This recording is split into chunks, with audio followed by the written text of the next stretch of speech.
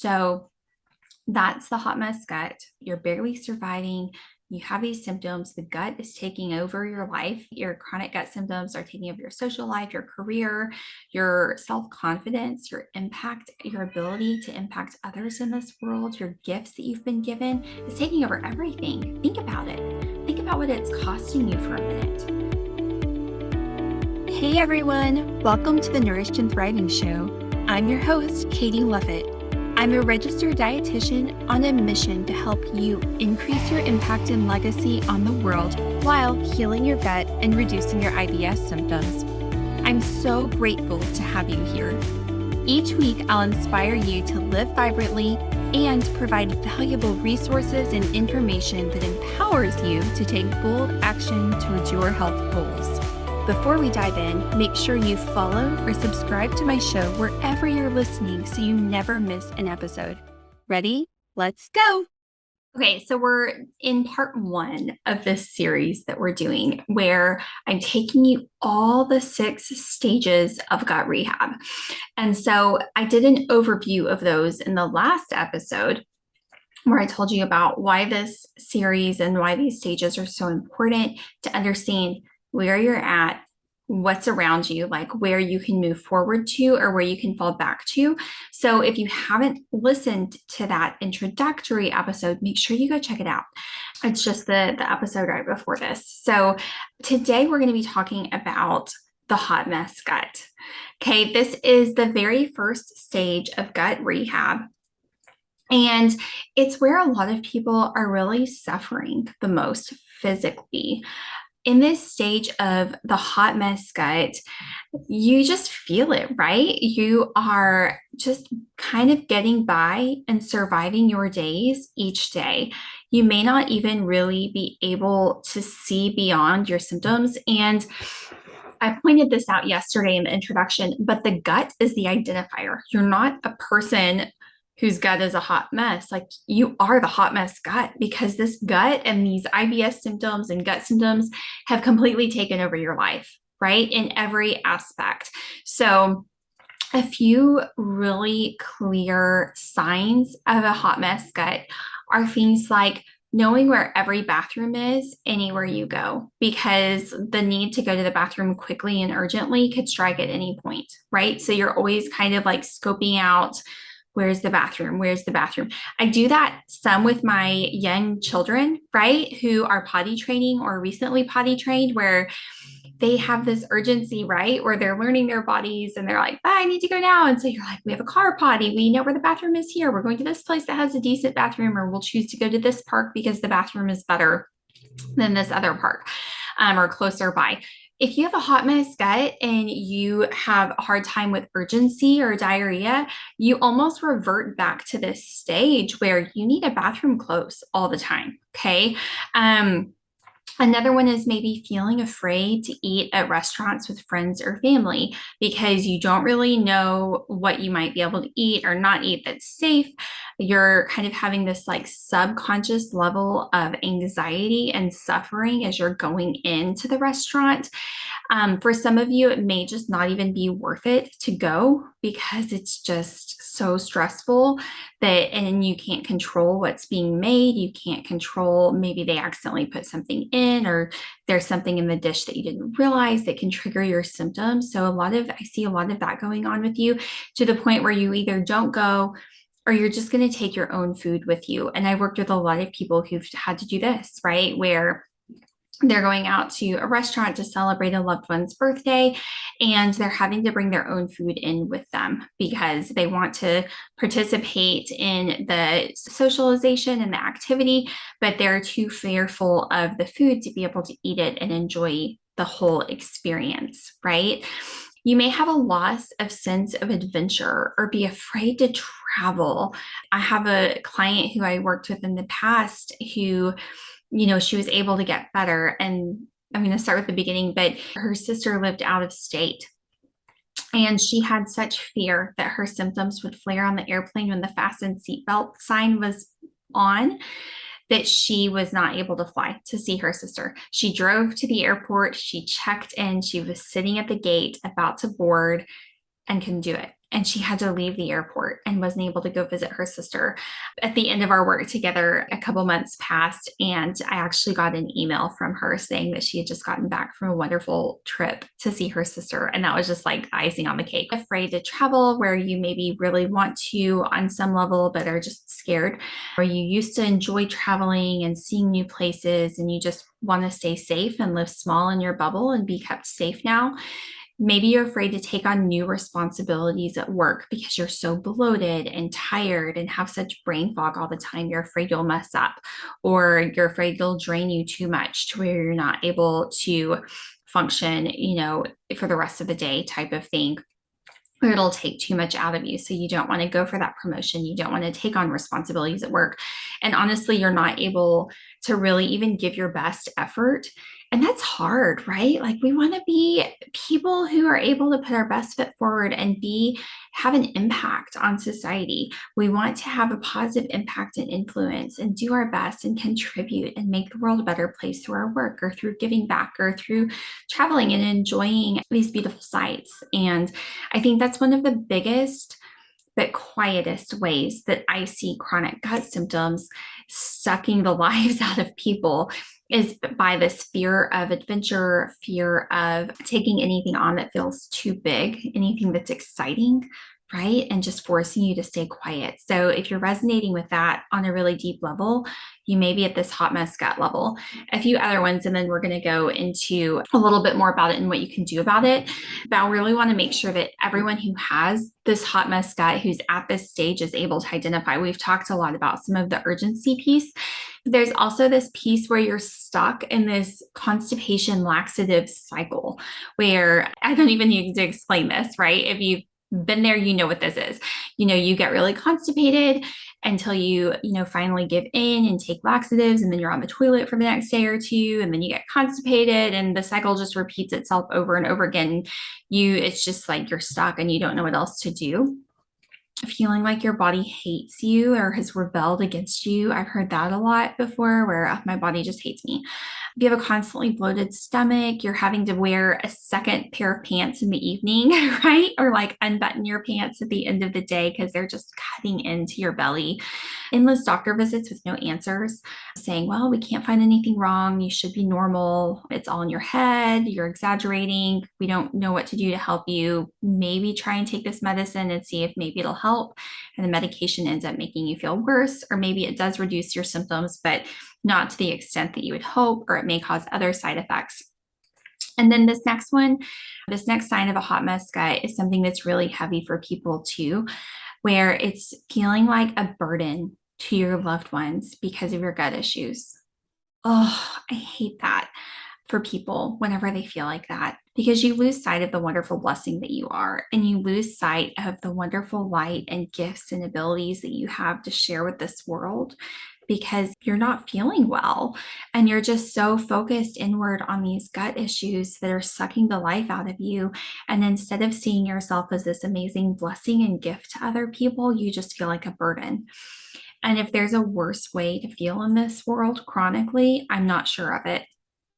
Like, I'm not sure of a worse way to show up and to feel is to feel unvalued, unworthy, like a burden to others. And then any progress that you make in this hot mess gut phase is short-lived.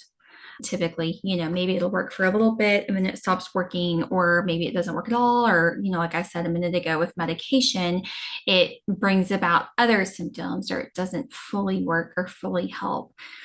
And if this is you right now, if you're in this hot mess gut space, I just want to say I'm really sorry that you're feeling this way. And it's not your fault, and that there is hope. Because sometimes it's so easy to lose sight of that hope whenever it feels like the odds are stacked against you, whenever it feels like you've tried all the things and you've come up empty-handed, and you're just left feeling like you have now invested all of this time and energy and resources into something that didn't work, and you were feeling like a burden before, and now you feel like an even bigger burden, because now instead of just being at this baseline of miserable with symptoms, you've now pulled resources from your family, and it didn't help. So I'm really sorry if you're here, but please don't give up hope. Okay. So we're going to talk through, you know, what you can do from here, right? You basically have three options whenever you have this hot mess gut. Okay. You have three options forward because time keeps moving forward, whether we're able to or not, time keeps changing and moving on. So the first option is to do nothing. Okay. That is an option that you can choose. And I am giving you freedom and permission right now to choose that if it's what you need to choose. You can accept things how they are. And let me tell you that at a certain point in your healing journey, acceptance becomes something that you have to do. Okay. It's something you have to do and you have to make peace with it. I'm not saying you have to accept your symptoms as being like this forever, but I'm saying getting a good look at how things are right now and not being afraid of them anymore and accepting that right now, this is how it is. Okay. And you're going to show up. Just by doing that, accepting it truly, it's going to improve the quality of your life and your perspective. And instead of being afraid of your symptoms or regretting your symptoms or feeling embarrassed or ashamed of your symptoms, right? If you can accept how things are right now, that's okay, even if you don't take action to try and make it better. Some of the reasons you may do this, and this may be the action that you take right now, is you don't know what to do. You don't know how to move forward. Like I said, maybe you've tried some things before and weren't able to get help or support that you needed or that worked. Okay. And maybe your symptoms or other life circumstances combined with your symptoms are so big and overwhelming that right now you're just surviving, right? And you're getting through the day. And that's all you can do. And that's okay. You can choose in that moment to not do anything to push yourself towards something bigger or growth, right? That's okay. And the third reason that you may not do anything with your hot mess gut is it's not really bothering you that much. If your symptoms aren't costing you enough right now, you're not going to be that motivated to change. It's just like a diet for weight loss. You go and you're going to lose 30 pounds and you lose 10, a third of the way there, and your pants feel better. And you're not as uncomfortable as you were. And you quit. You're done. It's not as painful anymore. You've removed some of the pressure of that pain. The same can be true with your gut symptoms. If it's not costing you that much or bothering you that much right now, you may not be motivated to do anything. And that's okay if you truly are happy with that. My concern with that is that things continue to get worse. And then you're in this place where you're more miserable versus if you had just taken action earlier, you could have avoided some misery. But some people need to learn from doing, and that's okay too. I'm married to somebody like that, and my beautiful middle child is like that too. So those are the reasons that you would possibly not do anything. And I've just given you permission to do nothing if that's what you want to do. But at some point, I really hope that for you and for the rest of the world who needs to see your gifts and what you have to bring to the world on full display, I hope that you're able to move into the next phase of gut rehab, which we're going to talk about on the next episode. And for right now, I'm going to talk about how you're able to start moving into that stage. Okay. So, first of all, you need to ask the question, what next? What needs to change? And it can get a little bit tricky. So, you have two options forward. So, you have three options total of what you can do. The first one is to do nothing. So, it's not really moving forward. The second option is the question that everybody asks. It's the question that everyone asks. So much so that I built my entire platform on telling people not to ask it. So you're going to guess right now that this is not maybe the way that I would recommend for it, but it is a way forward. And a lot of people get okay results doing this too. But it's asking, what do I need to do to get better? What do I need to eat? What foods do I need to not eat or avoid? What supplements do I need to take? What kind of workout do I need to do? What do I need to do to heal my hot mess gut? And I said, this is the wrong question to ask. Okay. It is a very tempting question to ask because if you're ready for results, you're solution oriented and we are in the doing, taking action. I'm ready for it. Let's go. But the problem is they might do all of these things. You might start doing all of these things. And I hear it all the time, Katie, I'm doing all these elimination diets. I've taken all the supplements and nothing is working. I'm not better. Or people end up feeling so trapped in these really strict elimination diets that aren't intended to be used long term. They're really intended to be short term, but they're not able to get off of them and maintain results. Or the supplement protocol, or regimen where you're having to take a whole bunch of supplements throughout the day, it's cutting into your life still. You're still not able to be free. And so these can be just as bad of a prison as these gut symptoms themselves were. Okay. So this is what I call the symptom silencing quest. It's never ending. It's never ending. It may start out with even trying to find the ever elusive root cause. Okay, so you chase down what you think is the root cause, but then your symptoms flare again, or they flare differently, and it doesn't get resolved all the way. And so it quickly turns from searching for the root cause to having to do a whole bunch of things to manage a whole bunch of different symptoms. It's like little fires everywhere, right? Where you're like putting out all of these little fires everywhere instead of finding the true source of the fire. And it's because the phrase, the root cause, it sounds really simple. You just need to look at the root cause. Oh, just find the root cause. So easy. Let's go do it. The problem is it takes a really skilled practitioner with a lot of experience and training, as well as a client, you, who has excellent knowledge of themselves. And those two come together and are in a wonderful partnership with each other. And they're able to communicate their findings and learnings along the way in order to ever have hope at finding the true root cause. Um, and, part of the issue is too, sometimes the root cause is completely irrelevant, right? You realize, oh, you had a tummy bug, 3 months before you started having this really awful bloating. That was the root cause. Okay, well, so, don't eat fish from a salad bar anymore, whatever it was that gave you the tummy bug or food poisoning. But it doesn't actually do anything to help what's going on with your symptoms right now. Okay. Um, and a lot of practitioners just aren't able to do this. They don't have time. Most doctors are seeing 30 or 40 patients a day, 30 to 40 patients a day, each and every day. They're set up to fail, to have really surface level conversations.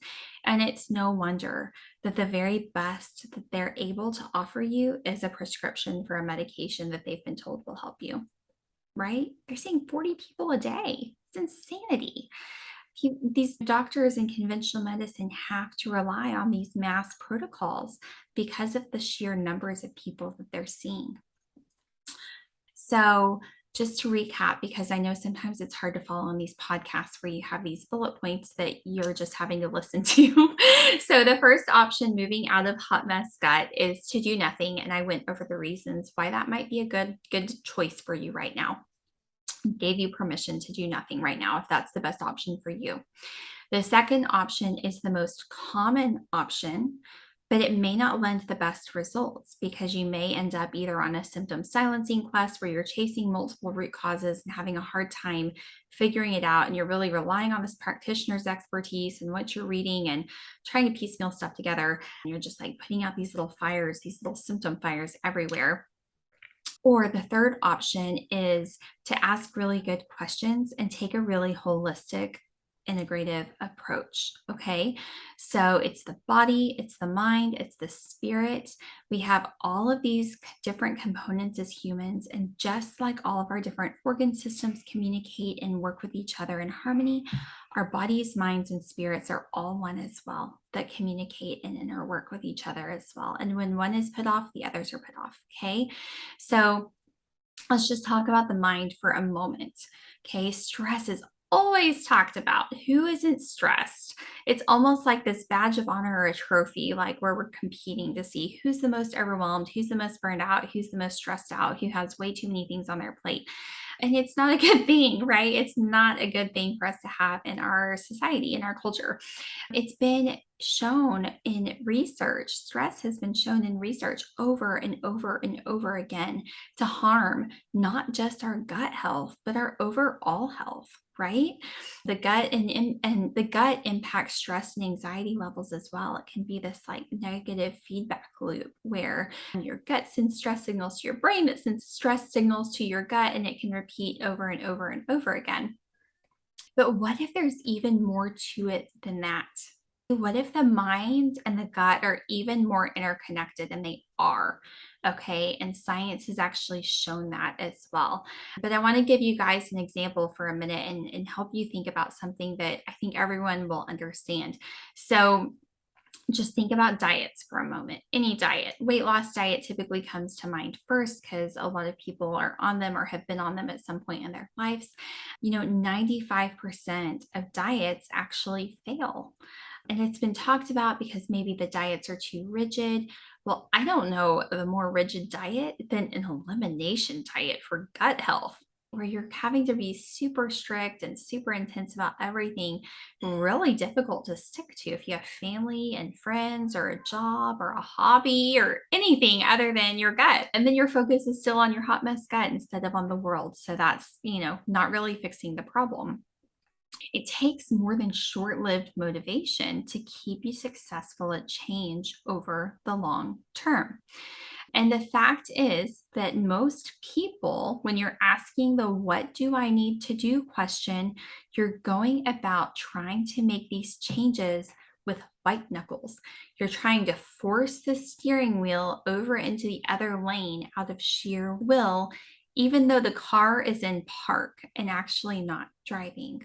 You're getting pretty tired pretty quick going at it like that. It's impossible to be successful at those diets whenever you're just trying to force yourself to do something. And especially, going back to what I said a minute ago about you're not going to be wanting to go make changes or successful long term at making changes if your gut symptoms aren't causing you enough pain right now. If it feels like something you should care about, but it's not actually something you care about, it's so true, right? It's so true. If it's not something that you're deeply motivated to change, you're not going to stick with the changes. You're just not. And that's okay. And accepting that and saying it's not a priority for you is so powerful. Instead of you saying, oh, I'm not good enough. I failed. I can't stick to it. I have no willpower. No, it's just not a priority for you. And that's okay, right? It's okay. But whenever you're talking about making the biggest, longest lasting, most impactful change, it's actually coming from the inside out. And we aren't even aware of it most of the time. But it's one of the most underutilized tools when it comes to healing the gut, and that's the mind. So asking yourself those really good questions of what's important to me? What would I want to do or achieve? How do I want to show up in the world by healing my gut? What would that mean? And stir up some motivation and excitement there. And even if you've chosen to do nothing for right now because those symptoms feel really big or you don't know what to do, if you start asking yourself those questions and you start to dream and you start to think about all the things that you would be able to do and say, what would it take? What would it look like? Start envisioning it. I take my clients through this process in gut rehab with worksheets and really strategically placed questions. But if you start to ask yourself things like that, before long, even if right now you've chosen to do nothing, before long, that inner desire is going to be so great to go live this beautiful life that you're dreaming about. You're going to take action.